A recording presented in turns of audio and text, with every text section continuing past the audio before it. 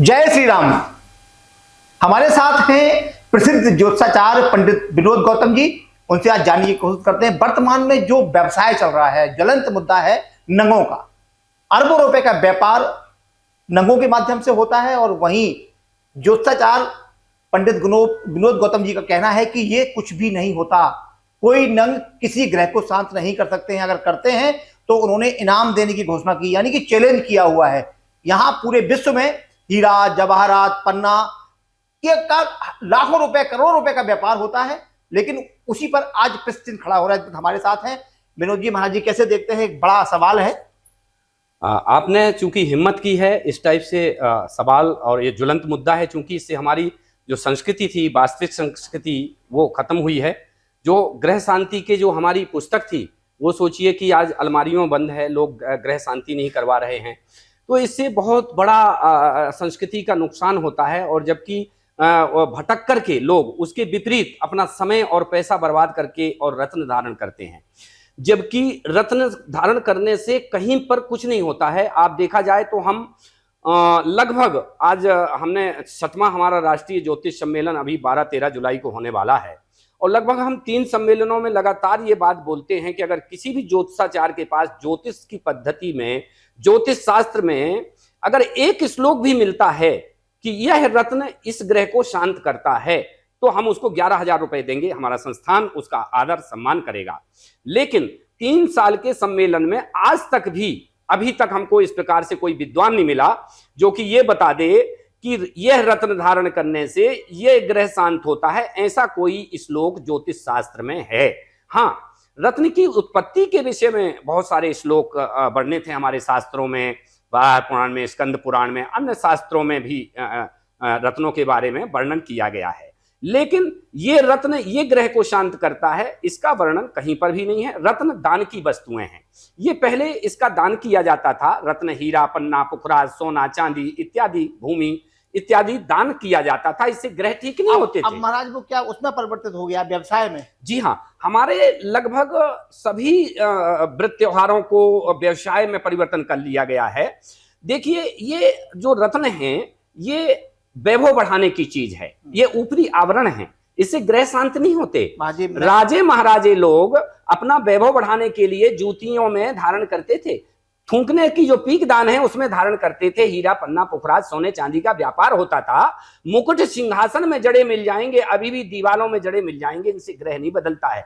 अगर रत्न देख करके ग्रह आपके के बस में हो जाते तो फिर गरीब आदमी की तरफ तो ग्रह देखते ही नहीं। क्या ऐसा आप मानते हैं कि हमारे भगवान आपकी ये चमक धमक और वैभव देख करके प्रसन्न होते हैं? ये एकदम फ्रॉड का व्यापार है और ये ज्योतिष शास्त्र को घुन लगा रहा है।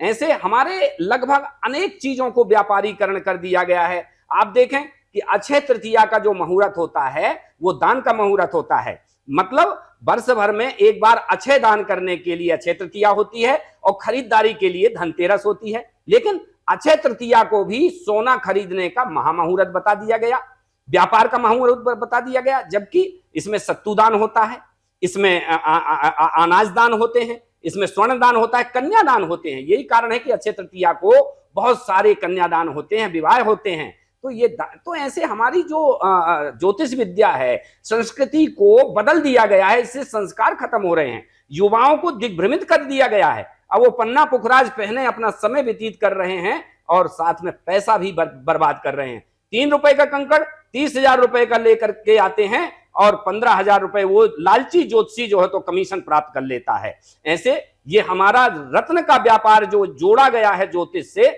इसका कहीं उल्लेख नहीं है। ये घुन की तरह ज्योतिष में लग गया है, इसलिए लोग ज्योतिष पे भरोसा भी नहीं करते। महाराज जी, मैं ये पहने हुए हूँ, मैं ये जानना चाहता हूँ, इसकी कीमत मैंने हजारों रुपए में से खरीदा है। ये कौन सा नंग है, थोड़ा बता दीजिए, और क्या है ये लाभ नहीं कर रहा है बिल्कुल भी। कहा गया है कि ये हनुमान जी जिसकी मेष राशि होती है उसे ये पहनना पड़ता है मूंगा। हम आपको पूर्व में बता चुके हैं कि ये किसी भी प्रकार के रत्न आभूषण, बप्पी लहरी आप बन जाओ तो क्या भगवान आपको ज्यादा देखने लगेगा और जो जिसके पास रत्न नहीं है उसको कम देखेगा? अगर ऐसा है तो आप लाभ उठाइए, पहने रहिए, ये आपका विश्वास है, हम किसी को मना थोड़ी नहीं करते। लेकिन वास्तविकता यह है कि मैं अभी फिर 12-13 जुलाई को ज्योतिष सम्मेलन कर रहा हूं, राष्ट्रीय ज्योतिष सम्मेलन। उसमें भी यह विषय रहेगा कि अगर कहीं पर भी एक श्लोक हो कि ज्योतिष शास्त्र में ये रत्न पहनने से ये ग्रह शांत होता है, तो उसको 11,000 रुपए का पुरस्कार दिया जाएगा और स्वागत सम्मान किया जाएगा। आप भ्रमित ना हो, इससे सिर्फ आप अपना समय बर्बाद करेंगे और पैसा बर्बाद करेंगे, जबकि हमारे ग्रहों को शांति करने के लिए ग्रह शांति बनाई गई है। ग्रह शांति में सभी प्रकार के ग्रहों का उल्लेख है और उसकी पद्धतियां हैं, पूजन पद्धतियां हैं। अरे जहां 11 रुपए की धूप बत्ती से काम चलना है, वहां 11,000 के पुखराज की कोई आवश्यकता नहीं है।